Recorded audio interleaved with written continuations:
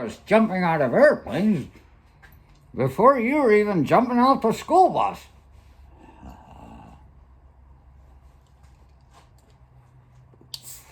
Master Sergeant Doring. Yesterday, November 11th, whatever day it was.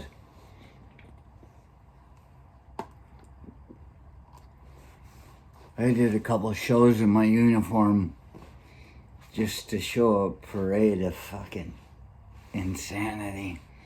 And, just sat and watched it. And I realized there are a couple things I left out of it. Like Master Sergeant Doring telling me he was jumping out of airplanes before I was jumping out of a school bus, jumping off the school bus, and how I belittled him by saying he was doing that before I was even born, that type of thing. This is the guy that when we were still in Saudi, living in the warehouses before we moved before I moved into my holes in the ground, nobody ever dug a hole like I did. It's clean living, you know, caveman shit. Keep the wind off of you. But he retired while we were in Saudi still. See, I showed up, August 14th I showed up. The thing started August 2nd. I showed up with a trailer full of fucking explosives and a Humvee on a C-141. You know, we weren't smoking cigars on the way over. We were sleeping on the cold floor, fucking however many thousand feet. Just metal. And they didn't give us bullets. I had my rifle, but I'm like, we're flying into someplace. I felt like we were getting off into a combat zone, and it was nothing like that. We flew into that place, Daman, or whatever the hell it was. And it was a military base that was friends with the U.S. military, so I'm thinking I need to get off this damn plane shooting at people, and they're not even giving me bullets? And you people, what kind of fucking war is this? But it hadn't even begun. We've only just begun. That's what Andrew Jackson said when he started the first outside attack with the military as president that's ever been known. I think that's how it works.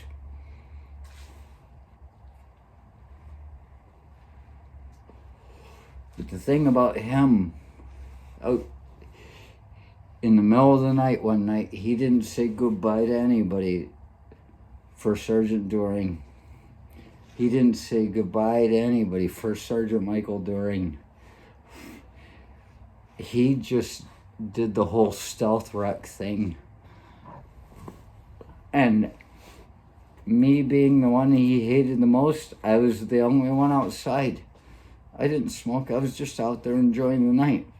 And I saw him throw his shit in the back of a damn Humvee and drive off. There was no goodbye, everybody. I love you. Thank you for your service. He retired in the beginning of a war while he was deployed. He snuck the fuck out of there. And he's telling me the first time I ever met him as a 17-year-old, like a freshman in high school, I was jumping out of airplanes before you were jumping off the school bus. And when I look back on that, I see that, and I'm like, thank you. Thank you, First Sergeant Doring. You stupid, smart son of a bitch. I've had enough of this banter, Kapinski. Judas, Elderquist. when I decided to be nice to him for 2 weeks, I said, hey, I've just taken this too far. I shouldn't be screwing with this guy like I am. I decided I'm gonna be nice. And after up to about 2 weeks of being nice to me, he called me into his office and reporting for duty, reporting as ordered, he said, I've had enough of this banter. Elder question. I'm like, what the fuck did I do? I haven't said a thing in like close to 2 weeks, and he's losing his mind over it.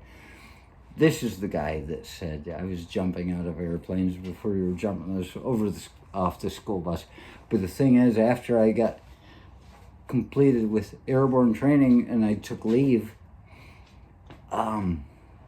I was back in my hometown, and I was in Glenn's Market and Family Centers coming out of there, and I was in uniform because, well, they expect you to do that when the next year so all the kids can see it. But in truth, it's a bit of arrogance. You're like, look, still fits. I was walking out of Glenn's, and there was my school bus driver. This was before I ever met that dipshit, but I didn't realize it until I watched this thing, how closely entwined it is. Fran, my old school bus driver from when I was a little kid up on Poquet Road for about 2 years. And she saw me and she said, oh, and I was in my uniform. And she said, I heard you paratrooper. And she told this story. She said, I remember you I should have known whenever we would pull up to your house, you would just jump off the top step just to get to the ground. I was always jumping. I'm a jumping junkie. Airborne. But, so it is so funny to me that this guy he was jumping out of airplanes before I was jumping off the school bus. However, it was innate for me. It was part of my personality. I just need to jump off things. I like the feel of when I scuba dive.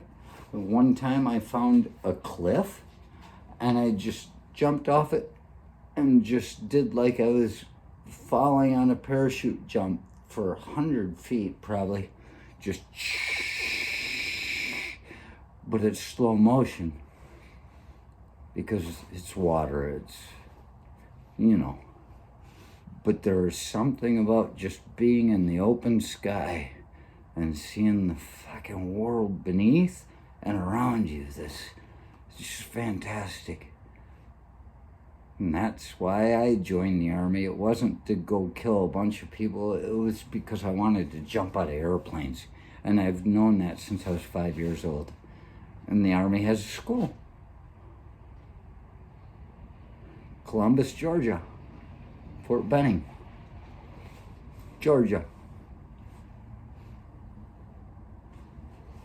But then there's one other thing that I saw in that I glossed over, talking about how they were bombing us, or we were bombing them on the 17th of January in 1991 at 2:30 a.m. when they came and woke us up.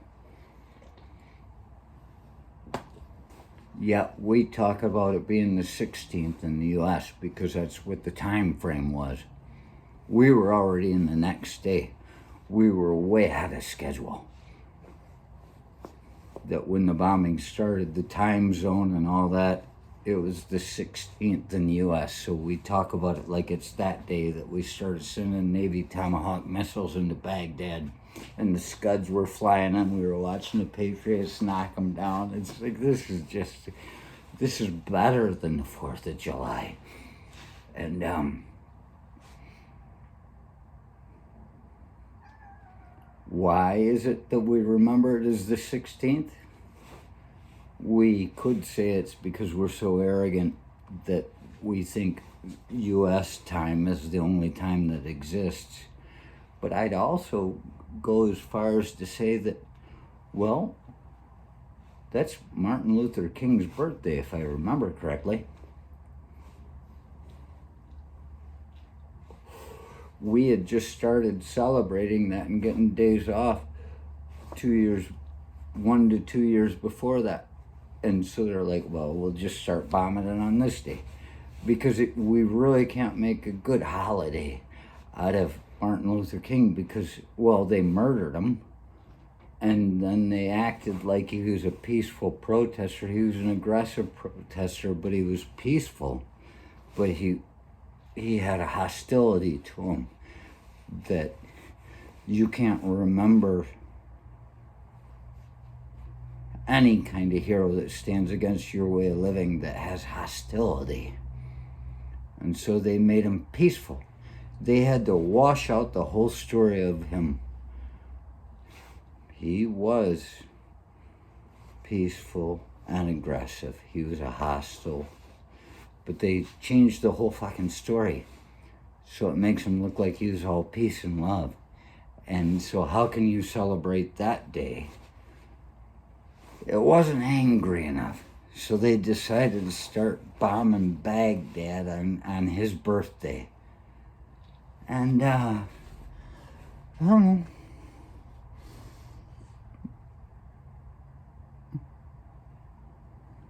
How can we see him as peaceful here? We've connected him with